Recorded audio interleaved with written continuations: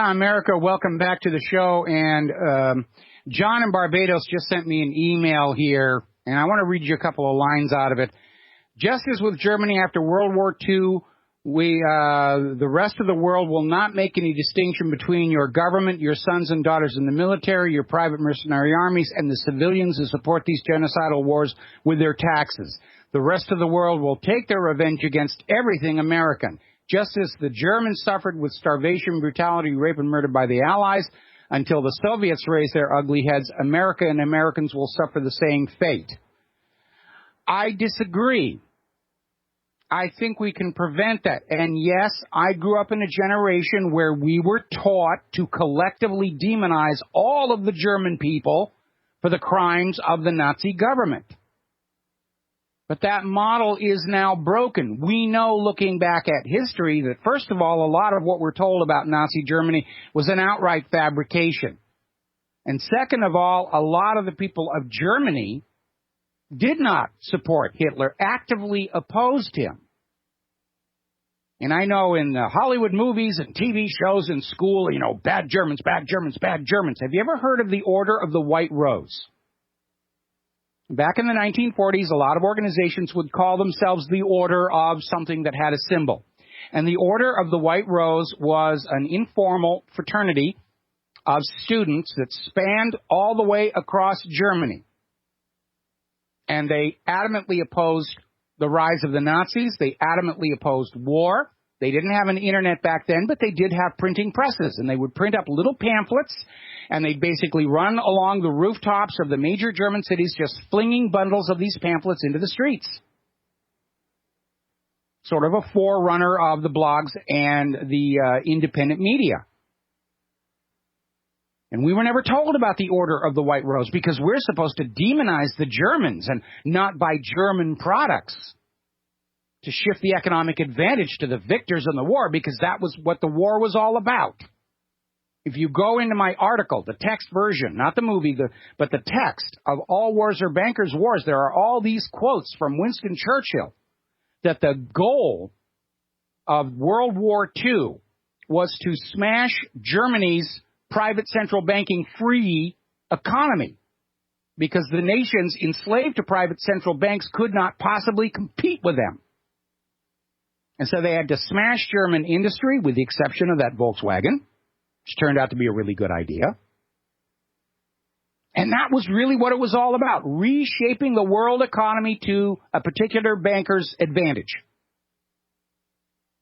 And it's the same exact thing going on today.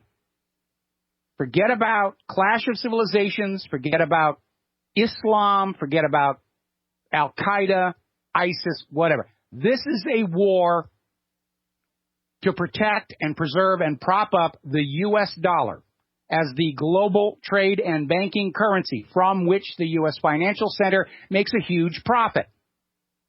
And the petrodollar deal, where all the resources left in the world are traded only for the U.S. dollar, which means that every other nation on earth, before they can trade across borders, before they can bank across borders, before they can buy natural resources from outside their own borders, must first come to the United States and get those dollars, either borrowing them at interest from the Federal Reserve or bringing agricultural produce and manufactured goods to the United States in exchange for those little bundles of ink and paper. And the U.S. financial system has grown incredibly wealthy off of these scams, and they don't want it to go away. It's like the mafia, a little piece of the action. You got to give us a piece of the action. You know what you're doing there. We're going to send the enforcers around. And that's what's going on. That's what all these military units going into these other countries, they're the mafia enforcers, the button men, the mechanics, killing those who refuse to give the U.S. financial system a piece of their action. That's really what it's all about. It's a giant organized crime scheme backed up by America's nuclear arsenal. And that is what this government is asking you to sacrifice your sons and potentially daughters for, propping up a failed Ponzi scheme banking system. The enemy of mankind is not Islam. The enemy of mankind is not the terrorists.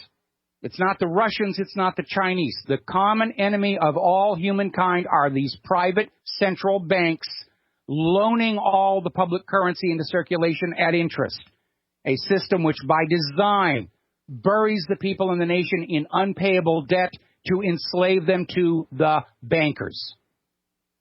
And these bankers cannot stand the idea of any government, any nation providing its own money. That's why they went into Libya, smashed the gold dinar, killed Gaddafi for daring to operate his nation's economy without a private central bank. Same reason they staged the boycott against Germany in 1933. Because Germany had a value-based currency, and it just lit Germany's economy up. Germany came out of that Weimar Republic inflation virtually paralyzed economically. And all they had to do was get rid of the private central bank, and their economy lit up like a Christmas tree. They called it the German miracle. And the bankers hate that.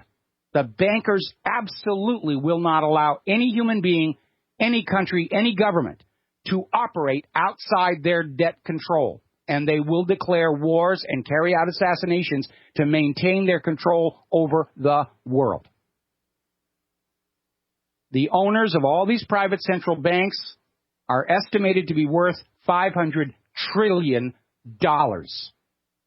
And all they had to invest was ink, paper, and numbers typed into a computer and convincing you to believe that this is the way the economy is supposed to be and to hide from you that there's any other way to run a nation's economy. The American Revolution was fought to free ourselves from this kind of predatory banking. King George III's Currency Act. And 100 years ago, when the Federal Reserve was foisted upon us by a corrupt Congress and a corrupt president, that's when the American public schools stopped teaching about the Currency Act. And the Revolution was retold about tea in Boston Harbor and stamp acts and various other ideas, lest the smart students start saying, maybe that Currency Act was a good reason for a revolution.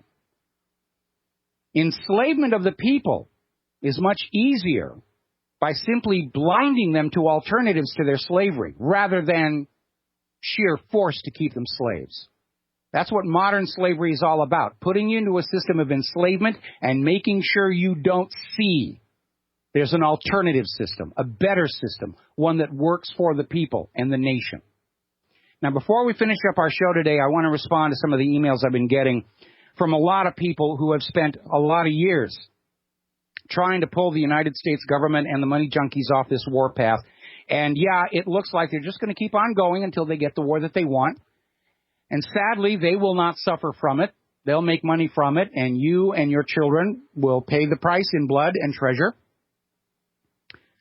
And it is discouraging that so much evil seems to hold sway over the world.